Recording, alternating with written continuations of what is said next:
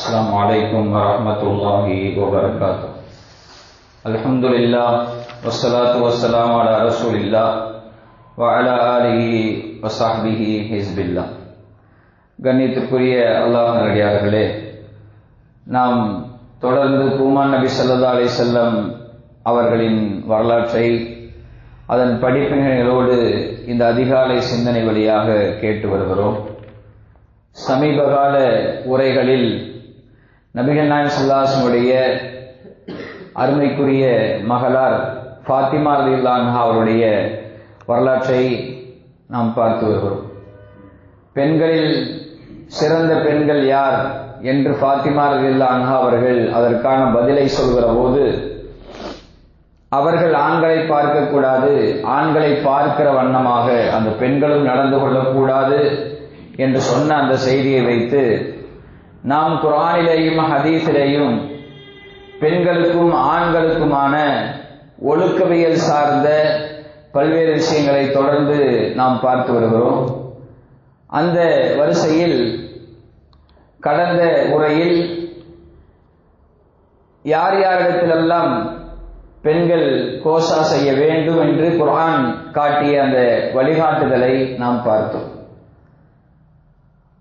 அப்படியே கோசா செய்ய வேண்டியதில்லை என்றாலும் கூட அந்த பழகுதலுக்கும் ஒரு அளவுகோல் இருக்கிறது. கோசா இல்லை அப்படிங்கிறதுக்காக வேண்டி சகஜமாக பெண்கள் அந்த கோசா இல்லாதவர்களிடத்திலே நடந்து கொள்ளலாமா? தாயாக இருந்தாலும் சரி, அல்லது சகோதரியாக இருந்தாலும் சரி, அப்படியெல்லாம் அது அந்த பெண்களுக்கும் அவர்கள் தந்தையாக இருந்தாலும் சரி, மாமாவாக இருந்தாலும் சரி, அதே போல சகோதரர்களாக இருந்தாலும் சரி, சகஜமாக அவர்கள் பழகிக்கொள்ளலாமா என்றால் அதற்கான ஒரு அளவுகோலும் நமக்கு மார்க்கம் வழிகாட்டுகிறது. மரியாதைக்குரியவர்களே, அல்லாஹ் தஆலா குர்ஆனிலே யார் யாரையெல்லாம் திருமணம் செய்ய தடை என்பதாக ஒரு பட்டியலை தருகிறார். ஹுர்ரிமத் அலைக்கும் உம்மஹாத்துக்கும், உங்களுடைய தாய்மார்கள் உங்களுக்கு திருமணம் செய்ய ஹராம். வபனாத்துக்கும், உங்களுடைய மகள்களை நீங்கள் திருமணம் செய்வதற்கு உங்களுக்கு தடை செய்யப்பட்டிருக்கிறது. வ அஹவாத்துக்கும், உங்களுடைய சகோதரிகளை திருமணம் செய்ய உங்களுக்கு தடை செய்யப்பட்டிருக்கிறது. வ அம்மாத்துக்கும், உங்களின் மாமிமார்களை, அதாவது தந்தையின் சகோதரிகளை திருமணம் செய்வதும் உங்களுக்கு தடை செய்யப்பட்டிருக்கிறது. வஹாலாத்துக்கும், உங்களுடைய தாயின் சகோதரிகளை திருமணம் செய்யவும் தடை செய்யப்பட்டிருக்கிறது. வபனாத்துல் அஹி, சகோதரனின் மகள். மற்ற சமயத்துல சகோதரனுடைய மகளை எல்லாம் திருமணம் செய்வாங்க, அப்படியெல்லாம் இங்க மார்க்கத்துல இல்லை, இடம் இல்லை. வபனாத்துல் அஹி, சகோதரனின் மகனை திருமணம் செய்வது தடை செய்யப்பட்டிருக்கு, மகளை. வபனாத்துல் உஹ்தி, சகோதரியின் மகளை தான் திருமணம் செய்வாங்க இந்துக்கள் தான், அதுவும் உங்களுக்கு தடை செய்யப்பட்டிருக்கிறது. வ உம்மஹாத்துக்கும் அல்லாத்தி அர்லானக்கும், உங்களுக்கு பால் குடிப்பாட்டிய தாயும் உங்களுக்கு திருமணம் செய்வதற்கு ஹராம். பால் குடி தாயும் திருமணம் செய்வதற்கு ஹராம். வ அஹவாத்துக்கும் மினர் ரலாஅத்தி, பால்குடி சகோதரியையும் உங்களுக்கு திருமணம் செய்வது ஹராமாக்கப்பட்டிருக்கிறது. அது ஒரு முறையாக இருந்தாலும் சரி. அதனால தான் யார் யாருக்கெல்லாம் பெண்கள் பால் கொடுத்திருக்கிறார்கள் என்கிற அந்த வரலாறு பதிவு செய்யப்பட வேண்டும் என்று மார்க்கம் சொல்கிறது. அப்படி பால்குடி சகோதரியும் உங்களுக்கு திருமணம் செய்ய ஹராமாக்கப்பட்டிருக்கிறது. உம்முஹாத்து நிசாயிக்கும், உங்களுடைய மாமியார்களை திருமணம் செய்வதும் ஹராம். மாமியார திருமணம் செய்வதும் ஹராம். வரபாயிபுக்கும் உல்லாத்தி ஃபீ ஹுஜூரிக்கும் மின் நிசாயிக்கும் உல்லாத்தி தஹல்தும் பிஹின்ன, நீங்க ஒரு மனைவியை திருமணம் செய்திருக்கிறீர்கள், அந்த மனைவி வேறொரு திருமணம் ஏற்கனவே செய்திருந்தால் அதன் மூலமாக வந்த குழந்தை, பெண் பிள்ளை, அந்த பெண் பிள்ளையை நமக்கு திருமணம் செய்வது ஹராம். எப்போனா இந்த மனைவியோடு நாம் உறவு கொண்டிருந்தால், உறவு கொள்ளாவிட்டால் அந்த மகளை திருமணம் செய்யலாம். உறவு கொண்டால் அந்த குழந்தை ஆட்டோமேட்டிக்காக அது ஹராம் ஆகிவிடும். ஃபைல்லம் தக்கூனு தகல்தும் பிகின்ன பலா ஜுனாஹ அலைக்கும்.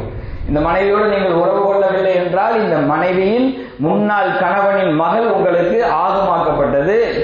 நீங்கள் உறவு கொண்டால் அது ஹராம் ஆகிடும். வஹலாயிலு அபுனாயிக்கும் அல்லதீன மின் அஸ்லாபிக்கும். உங்களுடைய சொந்த மகனின் மனைவி, சொந்த மகனின் மனைவி மருமகள் உங்களுக்கு திருமணம் செய்வது ஹராமாக்கப்பட்டிருக்கிறது. வான் தஜ்மாவு பைனல் உக்தைன். இரண்டு சகோதரிகளுக்கு மத்தியில ஒரு சேர திருமணம் செய்வது ஹராம். தங்கையை திருமணம் செய்திருந்தால், அக்காவை திருமணம் செய்திருந்தால் அதே நிலையிலே அவளை தலாக் விடாமலோ அல்லது அவள் இறந்து விடாமலோ சகோதரியை திருமணம் செய்வது ஹராம். ரெண்டு அக்கா தங்கச்சியோட ஒருவன் குடும்பம் நடத்தக்கூடாது. ஒன்றாக அவளை தலாக் விட வேண்டும் அல்லது அவள் இறந்திருக்க வேண்டும். அப்போதுதான் இவனுக்கு திருமணம் செய்வதற்கு அனுமதிக்கப்பட்டிருக்கிறது. இல்லாமாக்கது சலப் இன்னல்லாஹ் கஃபூர் ரஹீமா. இந்த அல்லாஹ் தஆலா ஒரு பட்டியலை கொடுக்கிறான். ஆண்கள் யார் யாரெல்லாம் திருமணம் செய்வது ஹராம்னு சொல்லி ஒரு பட்டியல் அல்லாஹ் தஆலா குர்ஆன்ல சொல்றான். தாய், மகள், சகோதரி, மாமிமார்கள், தாயாரின் சகோதரிகள் என்றெல்லாம் அல்லாஹ் தஆலா ஒரு பட்டியலை போடுறோம். இதை பட்டியல் அப்படியே பெண்களுக்கு அப்படியே நம்ம பொருத்திக்கிறோம். தாய் ஹராம் என்றால் பெண்ணுக்கு தந்தை ஹராம் திருமணம் செய்ய, மகன் ஹராம், சகோதரன் ஹராம், சகோதரனுடைய மகன் ஹராம், சகோதரியுடைய மகன் ஹராம் என்று அப்படி ஒரு பட்டியலை நாம பெண்களுக்கு பொருத்திக்கிறோம். இப்ப இவங்கெல்லாம் தாய், தந்தை இது போன்ற உறவுகள், பெண்ணுக்கு தந்தை இது போன்ற உறவுகள், இவங்க எல்லாத்துல அவங்க என்ன செய்வது, இவங்க எல்லாம் மகரம் என்று சொல்லுவாங்க. இவங்க திருமணம் செய்ய தடை செய்யப்பட்ட உறவுகள். தந்தை, மகன், சகோதரன் இதெல்லாம் திருமணம் செய்ய தடை செய்யப்பட்ட உறவுகள். அப்படிங்கிறதுக்காக வேண்டி இவங்கள்ட்ட சகஜமா பழகலாமா? திருமணம் தடை செய்யப்பட்ட உறவுகள் என்பதற்காக சகஜமாக பழகலாமா? இவர்களோடு தனித்திருக்கலாமா என்றால் அதற்கும் ஒரு அளவுகோலை நம்முடைய மார்க்கம் வைத்திருக்கிறது. அஹ்ரஜ் திர்மிதி வ அஹ்மத் மின் ஹதீஸ் உமர் இப்னு கத்தாப் ரலியல்லாஹு அன்ஹு. உமர் இப்னு கத்தாப் ரலியல்லாஹு அன்ஹு அவர்கள் அறிவிக்கிற செய்தி திர்மிதி, அஹ்மத் உள்ளிட்ட கிரந்தங்களில் பதிவு செய்யப்பட்டிருக்கிறது. அண்ணன் நபி ஸல்லல்லாஹு அலைஹி வஸல்லம் கால், நபிகள் நாயகம் ஸல்லல்லாஹு அலைஹி வஸல்லம் சொன்னார்கள், அலா லா யஹ்லுன ரஜுலுன் பி இம்ராத்தின் இல்லா கான சாலிஸஹுமா ஷைத்தான்.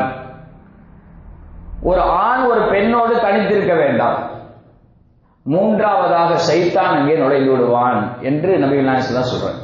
ஒரு ஆணும் ஒரு பெண்ணும் தனித்திருக்க கூடாது. அப்படி தனித்திருந்தால் அங்கே ஷைத்தான் புகுந்து விளையாடி விடுவான் என்பதாக நபிகள் நாயகம் ஸல்லல்லாஹு அலைஹி வஸல்லம் சொல்கிறார்.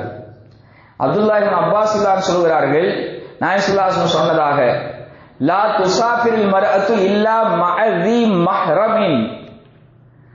ஒரு பெண் மஹ்ரமான உறவு, அதாவது திருமணம் செய்ய தடை செய்யப்பட்ட உறவில்லாமல் பிரயாணம் செய்ய வேண்டாம். பெண் தனித்து பிரயாணம் செய்யக்கூடாது. அதனால்தான் ஹஜ்ஜு கடமையை கூட நம்முடைய மார்க்கம் பெண்ணுக்கு ஒரு எக்ஸ்ட்ராவான ஒரு கண்டிஷன், பண வசதி இருக்கணும், அதே போல போய் வர்றதுக்குண்டான ஆரோக்கியம் இருக்கணும், வாகன வசதி இருக்கணும். இதுவெல்லாம் இருந்தால் ஹஜ்ஜு கடமையாகி விடுகிறது, ஹஜ் செய்தாக வேண்டும். ஆனால் பெண்ணுக்கு அதிகப்படியான ஒரு கண்டிஷன் நம்முடைய மார்க்கம் போடும். அது என்னன்னா, மகரமான உறவு அவளுக்கு இருக்கணும். பண வசதி இருந்தாலும் கூட அவளுக்கு கணவனோ அல்லது அவனுடைய தந்தையோ அல்லது அவளுடைய சகோதரனோ யாராவது கூட்டிக்கழி செல்வதற்கு யாராவது மகரமான உறவு இருக்கணும். அப்பதான் அவங்க மீது ஹஜ்ஜு கடமை, இல்லைன்னா அவங்களுக்கு ஹஜ்ஜு கடமை இல்லை. காசு இருந்தாலும் கடமை இல்லை. அதனால்தான் நாயகம் ஸல்லல்லாஹு அலைஹி வஸல்லம் சொல்கிறார்கள், பிரயாணம் என்பது அவள் தனித்து பிரயாணம் செய்ய வேண்டாம். பிரயாணம் செய்வதாக இருந்தால் அவள் திருமணம் செய்ய தடை செய்யப்பட்ட உறவுகள், தந்தை அல்லது மகன், சகோதரன் போன்ற உறவுகள் இல்லாமல் அவள் பிரயாணம் செய்ய வேண்டாம் என்றார்கள். வலா யதுகுல் அலைஹிமா இல்லா வமஆ மஹ்ரமுன். அவன் அந்த பெண்ணிடத்திலே தனித்து நுழையக்கூடாது, அவளுடைய மகரமான உறவுகள் இல்லாமல், திருமணம் செய்ய தடை செய்யப்பட்ட உறவுகள் இல்லாமல். அப்ப ஒருத்தர் கேட்கிறார், ஃபகால ரஜுலுன் யா ரசூலல்லாஹ் இன்னி அன் அஹ்ருஜ ஃபீ ஜைஷின் கதா வகதா வம்ரஅதி துரீதுல் ஹஜ் ஃபகால உஹ்ருஜ் மஅஹா.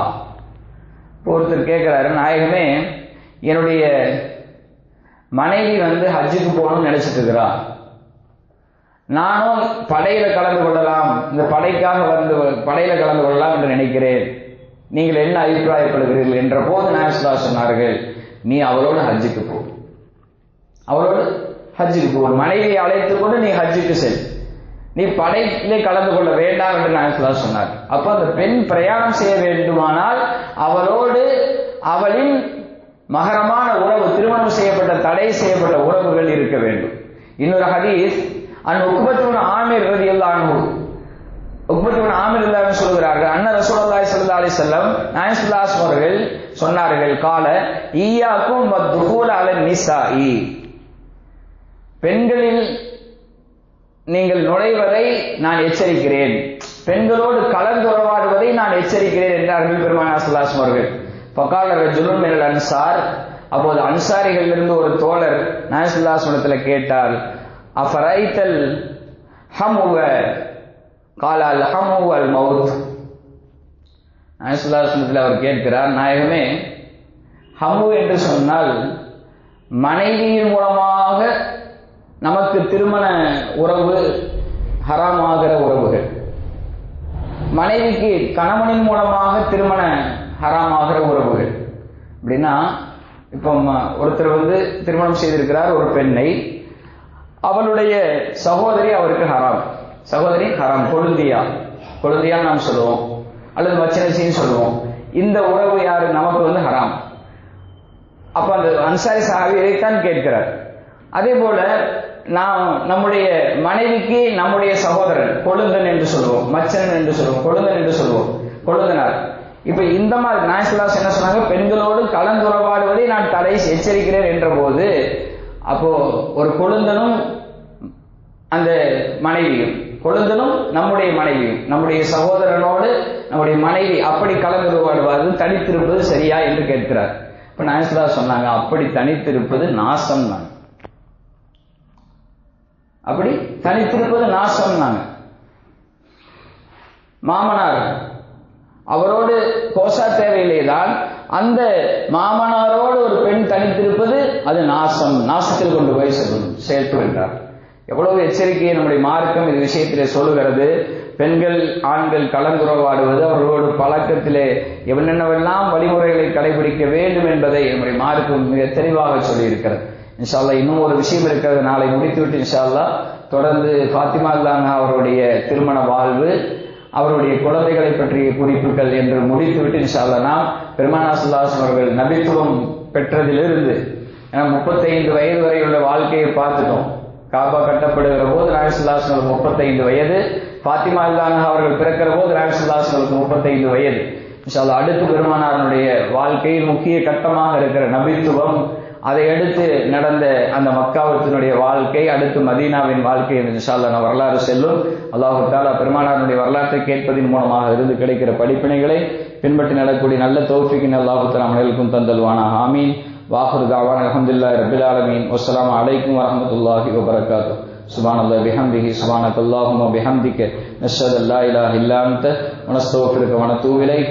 ஆமீன். சுப்ஹான ரப்பிக ரப்பில் இஸ்ஸத்தி அம்மா யசிஃபூன் வ ஸலாமுன் அலல் முர்ஸலீன் வல்ஹம்துலில்லாஹி ரப்பில் ஆலமீன். ஸல்லல்லாஹு அலா முஹம்மத் ஸல்லல்லாஹு அலைஹி வஸல்லம், ஸல்லல்லாஹு அலா முஹம்மத் ஸல்லல்லாஹு அலைஹி வஸல்லம், ஸல்லல்லாஹு அலா முஹம்மத் யா ரப்பி ஸல்லி அலைஹி வஸல்லம்.